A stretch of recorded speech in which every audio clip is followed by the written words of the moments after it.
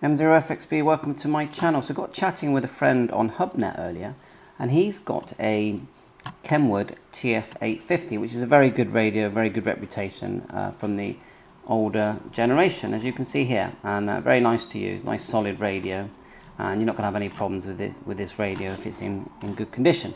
So what he said was, well, why go for the Icom 7300? So you can see the 7300 there, and you can see actually it's an Icom 705, but the interface is virtually the same. And he said that he was worried about you know, how hard it would be to learn the radio. So I just wanted to show that it's a very intuitive radio. So if we get the thing back into normal mode by pushing that button, we're now just a normal HF radio with an SWR scope.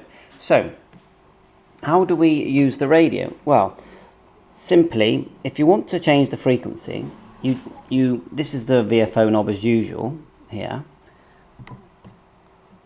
We haven't got an antenna connected at the moment, but anyway, for demonstration purposes. So you just turn as normal. If you want the steps to go wider, you just tap the middle, and then you can go wide. You can do wider steps there. Now, if you want to change the actual band you're on, you just tap the frequency, and look, you can choose a band or even airband and FM radio. This particular model does have VHF, UHF, but the 7300 doesn't, so you wouldn't have the same selections, but you would have these. Go back. If you want to change the mode, look, LSB, tap that, and then you've got FM, CW, DV, WFM, USB, SSB, like so. And filter, you tap the screen, there's your filters. If you want to play around with the scope, along the bottom you have buttons for the scope, and you have menu buttons here for all the different things, including an SWR graph, which works excellent. And the 7300 will have a built-in tuner, so you just push tune on the radio and it tunes. And you know, why do we like to have a radio with an SDR function? Well, it's because when you do use that radio, you have a scope, and when the antenna is connected, which would help. Let me see if I can get that connected a minute. You can see the whole band now. Look, now it's not busy at the moment, but you can see that if there is activity,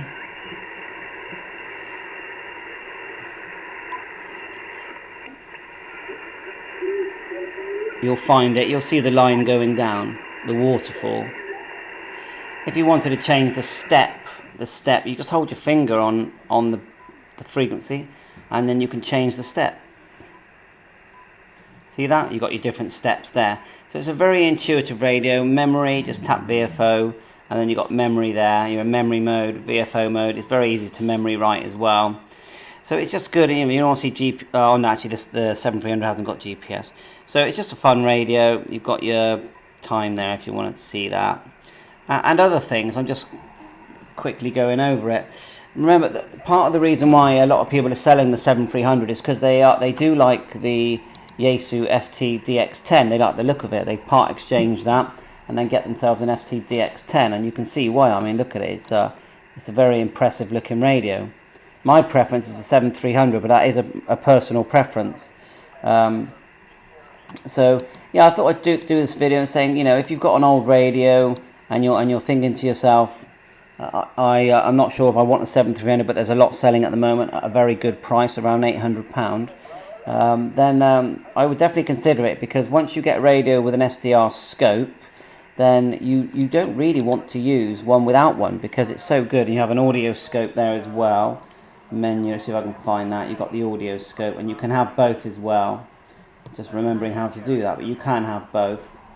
Function menu as well. Menu. No, I'm not going to remember today, of course. There it is there, and you can have both scopes at the same time. It's waterfall and the audio scope. It's just a fantastic radio. The Icom 7300 has got a good speaker, very good tuner, and it's just a nice set all round, and quite portable really for a radio. So I just thought I'd do this video, let you know what I think.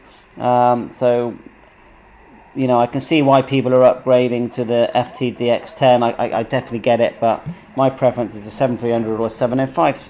7.3, all the best. Thanks for watching my channel.